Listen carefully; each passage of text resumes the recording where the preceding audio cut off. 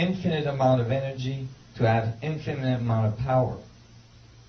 It allows us to regain our place in the brotherhood and sisterhood of the galaxy, and to re-enter in contact with advanced civilization that have been observing us for the past 5,000 years. But this time we have to figure it out ourselves. I followed many. Oh, my batteries are fully charged. That's right.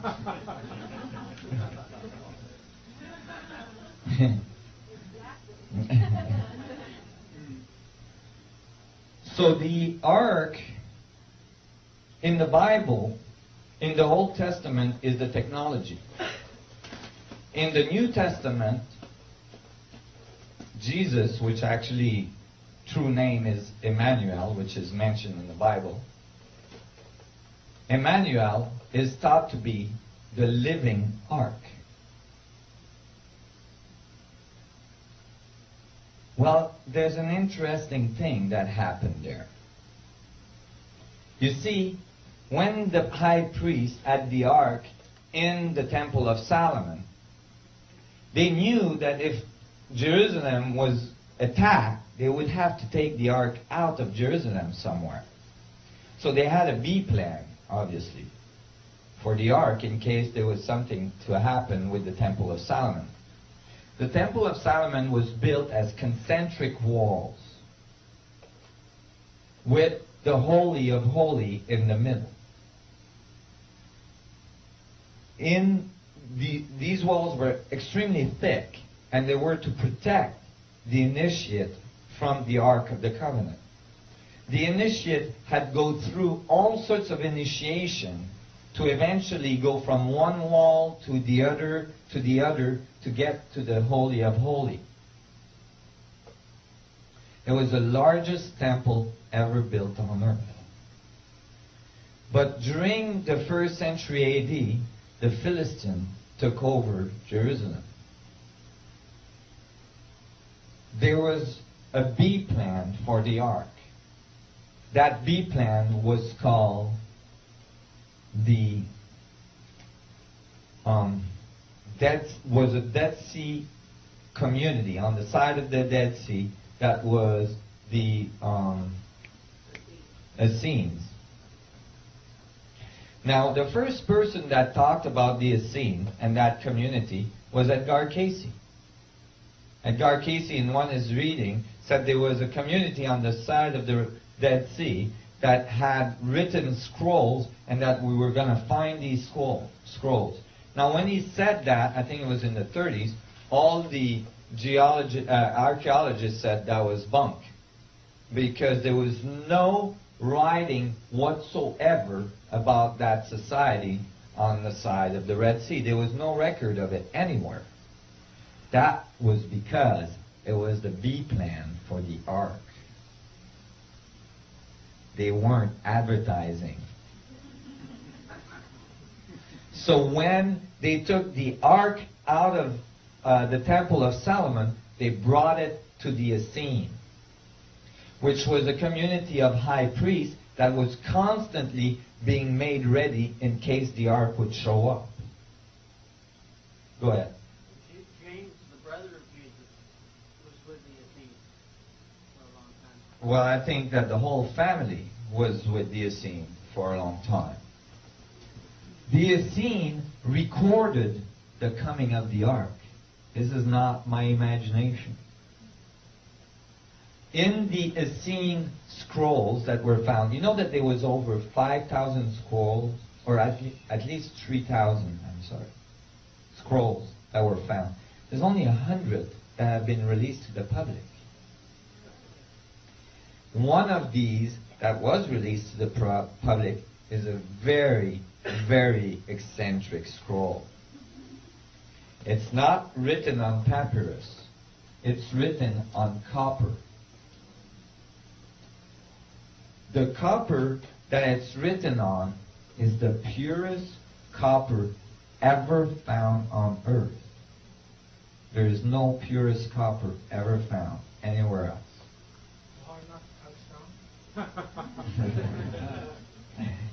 No. What does the copper scroll? Now, obviously, the copper scroll were written on copper to make sure it would survive the ages. And what did the copper scrolls talk about? It talked about the coming of the ark at the Essene community. It says literally that the ark came to their temple. And it describes where it hid all of the components that were kept around the ark. How many components do you think there was? 64. There is exactly 64 lines describing the components of the ark. Some of these components have now been found. It was oils and incense and stuff that they kept around the ark that were part of what you needed to be safe when you went into the ark room. You had to wear certain clothing. You had to cover your eyes. You had to have certain oils on your skin for the conductivity. All these things. Do you guys understand where I'm going there? Okay. If some of you read Elizabeth Heisch's book called Initiation? Note, in Elizabeth Heisch's book, when she's initiated in front of the Ark of the Covenant inside the Grand Pyramid of Giza. That book is extremely accurate. I've done a lot of research. I assure you, that book is extremely accurate. And she actually describes going towards the ark, and she actually describes smelling negative ions in the air. So she's actually talking about the ark generating electromagnetic field and ionizing the air. Well, they have now found some of the components around the Dead Sea Scrolls of the ark. And when they did, it turned out that they found, I don't have this picture, but they found the place where the Essenes say that they hid the ark, because they had it for a fairly long time. The place where they hid the ark was a cavern across from where they lived, across from the temple. When they opened that cavern, and this is research you can find on the net. When they opened that cavern, there was a blue iridescent spot in the middle of it. There was NASA engineers, actually NASA physicists that were there at the opening of that cavern. They reported that blue spot being there, and they said something really interesting. They said, this is similar to the blue spot we found inside the Mayan pyramids when we first opened them. So they were making a direct relationship between the Ark of the Covenant, the effect of the Ark of the Covenant on the space-time manifold that left some trace, and the Mayan pyramids. And so,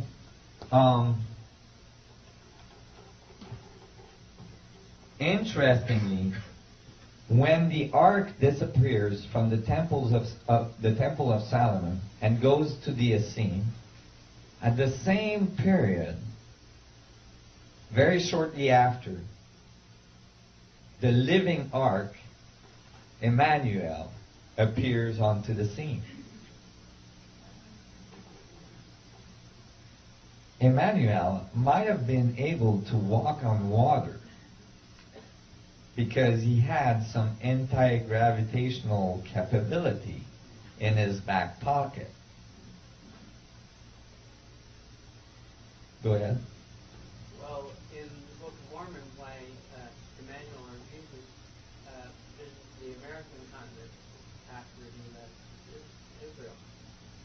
Well, then he would have had to be able to do some pretty good flying too. And so, interestingly, Emmanuel is the living ark. Well, these things are related. Why? Because when we built the external Merkabah, the external ark, all we're building is a reproduction of our internal functioning. The inside singularity, the inside ark that keeps us alive. And so we're creating a very short feedback. That's why you had to be initiated very carefully before you could approach the ark.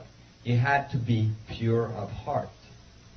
Because the feedback is so short that if you have destructive intent, you'll just die right on the spot. It'll bite you right back. Aaron's sons. So Aaron's sons died that way. It's a very fail-safe system. You can't use it for destruction very much. Because by the time you try to use it for destruction, you're already dead. See, it's nothing new. The universe is a feedback. We are very destructive in nature. And we're just about to destroy ourselves. But meanwhile, it took a long time, and we had time to destroy a lot of things around us. With this, no waiting necessary. You just don't survive the experience. There is people that did try to use the ark for destruction in the pharaonic traditions. These were very, very warlike pharaohs. They were found mummified with what they thought at first was smallpox all over their body. They found out later that it wasn't smallpox at all, that it was tumors all over their skin. Like they had been irradiated by radioactivity. At one point, the ark is stolen by, the ark is attempted to be used for war and is taken by the Philistine before it's moved to the Essene, long before. And the same thing happens. They bring it to their temple and they try to use it and all this, and they all get tumors. It's in the Bible. And so they send it back to the Temple of Solomon. They're like, get that thing out of here.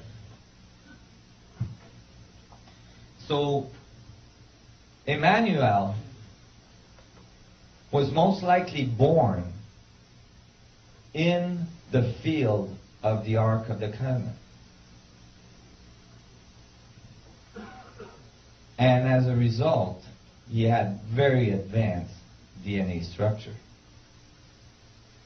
In fact, Emmanuel might have got revived by using the Ark of the Covenant and resuscitating him, generating the whole,